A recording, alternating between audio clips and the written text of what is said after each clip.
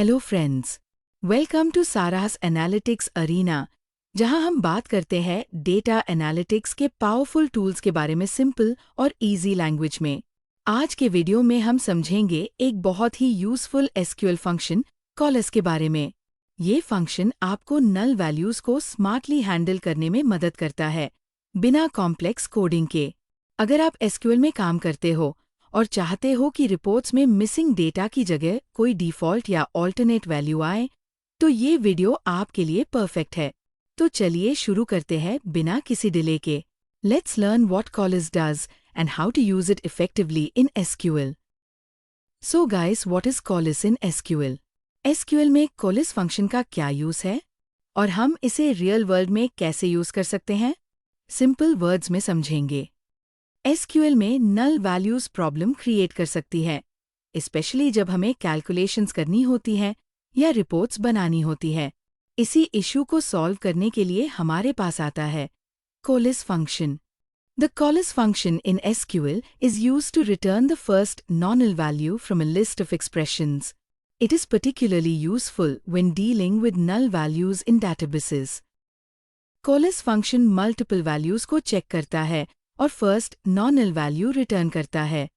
Imagine करो कि हमारे पास एक टेबल है जिसमें कस्टमर्स के फ़ोन नंबर्स हैं। कुछ कस्टमर्स के पास फ़ोन नंबर मिसिंग है। अब अगर हमें रिपोर्ट बनानी हो कि कौन सा कॉन्टैक्ट नंबर यूज़ करना है, तो कॉलस हमारी मदद करेगा। कॉलस फंक्शन एक लिस्ट को चेक करता है और जो पहली नॉनल वैल्यू मिलेगी वही रिटर्न करता है। इसका सिंटैक्स भी बहुत सिंपल है। सबसे पहले हमें सिलेक्ट कॉलस लिखना होता है, जिससे हम टेबल से डेटा रिट्रीव कर सकें। फिर ब्रैकेट के अंदर उन कॉलम के नाम लिखने होते हैं जिनमें नल वैल्यूज हो सकती है। कॉलम्स को लिखने के सीक्वेंस में सबसे पहले वही कॉलम आएगा जिसे हम सबसे पहले प्रायोरिटी देना चाहते हैं। फिर हम एक डिफ़ॉल्ट वैल्यू भी सेट कर सकते हैं, जो तब रिटर्न होगी जब सारे कॉलम्स में नल होगा। टेबल का नाम फ्रॉम के बाद लिखना जरूरी है, ताकि एसक्यूएल को पता चले कि डेटा किस टेबल से लाना है। चलिए एक एग्जाम्पल गो थ्रू करते हैं। Handling null in SQL. हमारे पास एक कस्टमर्स टेबल है जिसमें customer ID, mobile number, landline and WhatsApp number columns है। हम चाहते हैं कि अगर किसी के पास मोबाइल नंबर मिसिंग हो तो लैंडलाइन नंबर ले लें, और वो भी ना हो तो व्हाट्सएप नंबर दिखाएं।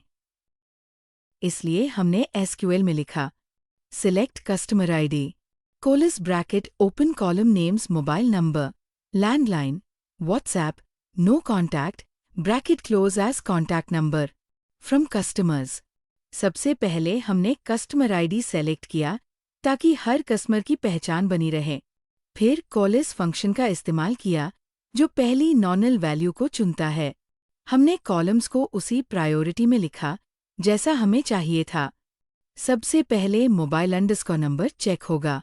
अगर मोबाइल नंबर नल है तो लैंडलाइन नंबर लिया जाएगा। अगर लैंडलाइन भी नल है तो व्हाट्सएप नंबर चेक किया जाएगा। अगर तीनों कॉलम नल है तो नो कॉन्टैक्ट डिफ़ॉल्ट वैल्यू के रूप में आएगा। तो इस तरह से कॉलस की मदद से हम नल डेटा को सही वैल्यू से रिप्लेस कर सकते हैं और बेहतर रिपोर्ट तैयार कर सकते हैं। Now where's coalesce used? Coalesce function SQL में डेटा क्लीनिंग और रिपोर्ट्स के लिए बहुत यूजफुल होता है। अगर आप पावर बीआई या एक्सेल में एसक्यूएल से डेटा लोड कर रहे हैं, तो नल वैल्यूज अवॉइड करने के लिए इसे यूज कर सकते हैं। फॉर एग्जाम्पल, डेटा क्लीनिंग करते टाइम मिसिंग वैल्यूज को हैंडल कर सकते हैं। रिपोर्ट्स एंड डैशबोर्ड्स में डायनामिक वैल्यूज रिटर्न करने के लिए और यूजर प्रोफाइल्स में डिफ़ॉल्ट वैल्यूज असाइन करने के लिए। Coalesce versus isnull. अगर आपको सिर्फ एक डिफ़ॉल्ट वैल्यू चाहिए तो इसनल यूज कर सकते हैं, लेकिन मल्टीपल कॉलम्स को चेक करके first non null value return करनी है तो कॉलस बेस्ट है। चलिए एक एग्जाम्पल देखते हैं। यहाँ एक एम्प्लॉइज टेबल है जिसमें सैलरी और बोनस का डेटा स्टोर हो रहा है, लेकिन प्रॉब्लम ये है कि कुछ एम्प्लॉइज की सैलरी मिसिंग है और कुछ का बोनस। अब हम एक फाइनल पे कॉलम क्रिएट करेंगे जिसमें अगर सैलरी नल है तो हम बोनस लेंगे, और अगर दोनों नल है तो हम 0 सेट करेंगे।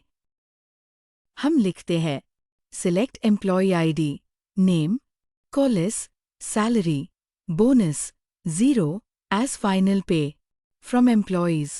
मतलब कॉलिस फंक्शन पहले सैलरी कॉलम चेक करेगा, अगर सैलरी नल है तो बोनस कंसिडर करेगा, अगर दोनों नल है तो 0 रिटर्न करेगा।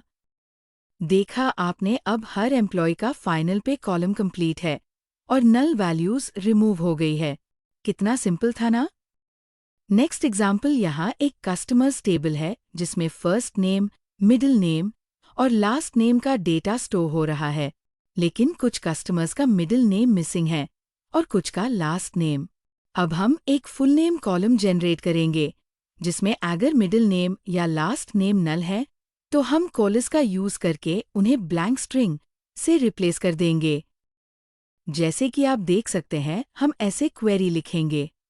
तो जैसे कि आप देख सकते हैं, अब हर कस्टमर का फुल नेम कॉलम कंप्लीट है और नल वैल्यूज रिमूव हो गई है और ये नेम प्रॉपर फॉर्मेट में शो हो रहा है।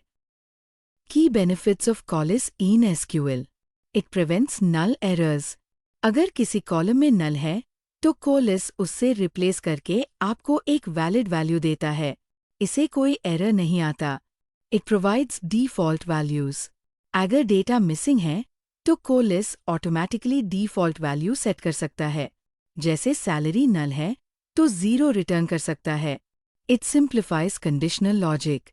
इफ या केस लिखने की जरूरत नहीं, बस कॉलिस का यूज करें और इजीली नल वैल्यूज हैंडल करें। तो दोस्तों, आज की वीडियो में हमने जाना कि एसक्यूएल में कॉलिस कैसे काम करता है। अगर आपको ये वीडियो पसंद आया हो तो लाइक करना ना भूलें। कमेंट करके बताइए कि आपको एसक्यूएल का कौन सा टॉपिक सीखना है और सब्सक्राइब करें सारास एनालिटिक्स अरीना चैनल को, ताकि आपको ऐसे ही आसान और मज़ेदार एसक्यूएल ट्यूटोरियल्स मिलते रहें। मिलते हैं अगले वीडियो में, तब तक के लिए keep learning and keep growing with SQL. Bell icon दबाना ना भूलें ताकि आपको नए वीडियो की नोटिफिकेशन सबसे पहले मिले।